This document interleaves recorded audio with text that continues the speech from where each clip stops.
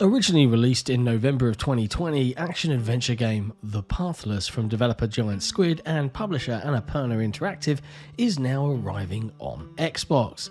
Set in the third person with an art style reminiscent of origami and an unusual movement mechanic, this certainly looks like an interesting proposition. Let's delve deeper and see what kind of experience the game delivers in the XboxEra review of The Pathless.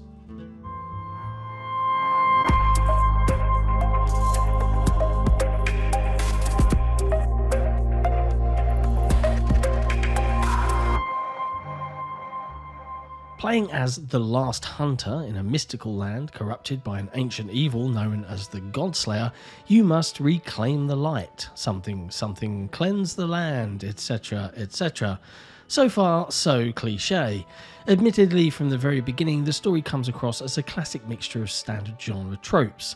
Basically, it all boils down to 4 corrupted plateaus, each protected by an animal deity who was once a god but has now been cursed by the ultra-villainous Godslayer. Is Christian Bale in this? Your mission, should you choose to accept it, is to locate items known as light stones which are strewn around the areas and use them to cleanse all infected tall towers. These stones are enchanted and can only be collected once you've solved a puzzle to release them. When enough puzzles have been solved and light stones have been gathered, the towers can be cleansed and the local deity can be taken on in a 3-stage boss battle. In order to avoid spoilers, I'll leave it there. The thing that sets this game apart is its unusual movement mechanic. The hunter's main tool is a bow, but this is no standard bow. Not only used for boss combat and solving puzzles, fire arrow trick shots anyone? This one is also the key to building up momentum when moving around. Shooting a floating diamond, known as a talisman, either fills a meter that gives the ability to sprint or delivers a forward jump or upwards jump boost. Walking naturally is frustrating as it feels like walking through treacle, so shooting every talisman you get near is a priority from the get-go. Personally speaking, this soon got rather old during my playthrough. Once I'd gained a companion in the form of an enchanted eagle and the ability to both glide with her assistance jump higher to traverse the vertical environment, I got very bored of constantly shooting talismans. The only reason to continue to do so was to get the sprint and speed boosts, especially at the start of boss battles. If I'd not been playing this through for the review and the eagle had not been introduced, I don't think I would have had the will to carry on playing. There's no real skill required by this mechanic anyway, as you only need to face in the general direction of a talisman and hold right trigger for a set amount of time to lock on your shot. I can understand that this system was designed to make the game different, but I would have honestly preferred a bog standard sprint button. Hunting for and collecting light crystals, again through solving puzzles, increases the eagle's ability to flap her wings and get you higher in the air. It's not necessary to collect all of these, or the light stones for that matter, but big bonuses are awarded if any completionists out there choose to do so. The game has no map to aid navigation and from the beginning gives nothing away. Players are left to work out how things work for themselves. There are general nods and slight hints delivered by the cutscenes, but this resulted in several moments of confusion as I couldn't see what I had to do next. Maybe explaining the movement mechanic itself would have been more helpful. I can imagine that this may be off-putting for some players. The rather dark environments are much easier to navigate once you've taken possession of an artifact known as the Spirit Mask. This colours the environments light blue, which makes navigation much easier and highlights infected towers and areas of interest in red. Cleansed towers are shown as green, but it's still easy to get confused in the early stages about which locations you need to go and visit in a particular area, as the red towers on latter plateaus show up in spirit vision at the same time as the local ones. Mountainous ranges in the later stages can make spotting useful locations even more difficult, so the best piece of advice I can give is to get as high as possible and have a good look around.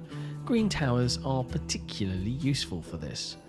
You have unlimited health and no way of dying, which means that very long falls can be enjoyed at your leisure, and seeing how far you can glide in one go is a fun thing to try. The eagle, however, does take damage, especially after being drawn into a zone known as the Storm, which seems to be a big ball of negative energy around a deity. Once sucked into this area, you are required to use stealth and evasion to avoid the gaze of the animal god.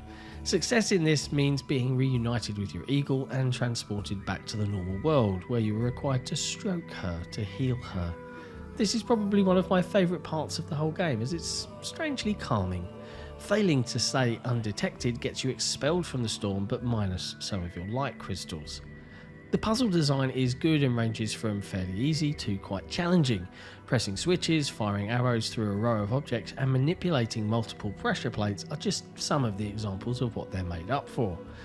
The eagle plays an important part in solving some of those puzzles, as she can be used to carry weights to pressure plates and move mirrors on rails to enable that perfect flaming arrow trick shot. I spent 9 hours on the game and did not get close to solving all the puzzles, as I had enough items to progress to the finale. Puzzle fans will definitely get their money's worth here.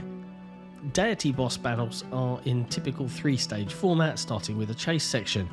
They can sometimes be a bit grindy and frustrating, like a lot of boss battles, but at least they vary in their second and third stages. On a positive note, failure does not send you back to the start of the battle, and the third boss was easier to defeat than the second. One third stage battle was ridiculously hard due to the colour scheme used. If everything is red, black and yellow on the screen, including the playable character, it's not particularly easy to follow her movements whilst avoiding fireballs and tail swings, never mind jumping and firing at targets as they appear for a split second. This, in my opinion, is an example of bad game design that resulted in much repeated gameplay and swearing before I finally managed to defeat it and move on with my eyes stinging. Rounding things off, the Pathless has a nice visual design and cleverly designed puzzles to solve. The movement mechanic is different and may not be to everyone's taste, and could even be off-putting for some. My main issue is that once gameplay has been established in the first and second sections, it's pretty much just repeated for the remainder of the game. I'm sure there are people out there, completionists especially, who will love this game as it is, but I cannot help feel that a bit more inventiveness and a less cliche story would have served it much better.